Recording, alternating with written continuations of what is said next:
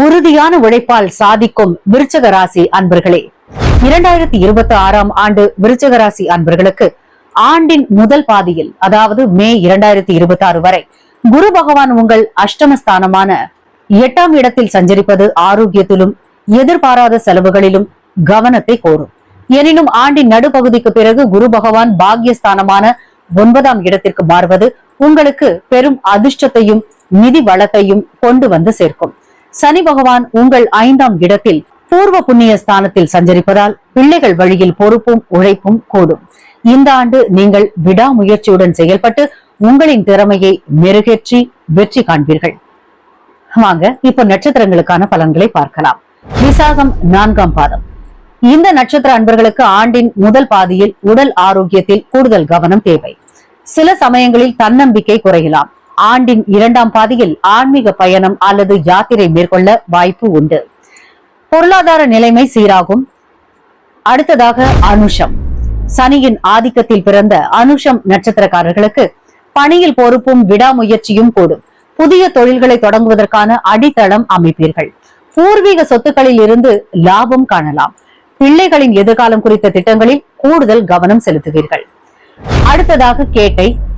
புதனின் நட்சத்திரத்தில் பிறந்தவர்களுக்கு தகவல் தொடர்பு திறன் மேன்மை அடையும். தொழில் ரீதியான ஒப்பந்தங்களில் வெற்றி காண்பீர்கள். மறைமுக எதிர்ப்புகள் இருந்த போதிலும் உங்களின் அறிவால் அவற்றை கையாளுவீர்கள். பண விஷயத்தில் ரகசியம் காப்பது அவசியம். சகோதரர்கள் வழியில் ஆதாயம் உண்டு. பொது பலன்கள் மற்றும் டேரோ கார்ட்ஸ். இந்த காலகட்டத்திற்கான உங்களின் டேரோ கார்ட்ஸ் என்னன்னு பார்க்கலாம். 8 of Pentacles, 5 of Wands, the Empress மற்றும் the High Priestess. ஓகே, இவங்க சொல்ற பலன்களை பார்க்கலாமா? வாழ்க்கை துணையையும் காதலையும் the High Priestess and Empress குறிக்கிறாங்க. திருமண உறவில் உள்ளுணர்வு மற்றும் ரகசியமான விஷயங்கள் முக்கிய பங்கு வகிக்கும். தாயின் ஆசீர்வாதம் உறவை வலுப்படுத்தும். காதலில் இருப்பவர்கள் தங்கள் உணர்ச்சிகளை பற்றி நன்கு புரிந்து கொள்வார்கள்.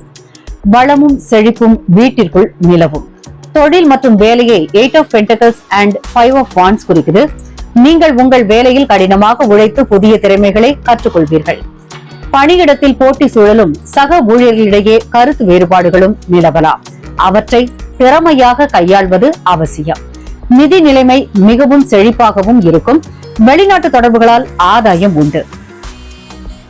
மாணவர்களுக்கு படிப்பில் கூடுதல் கவனம் செலுத்தி தங்கள் திறமையை மெருகூட்ட இது சிறந்த நேரம்.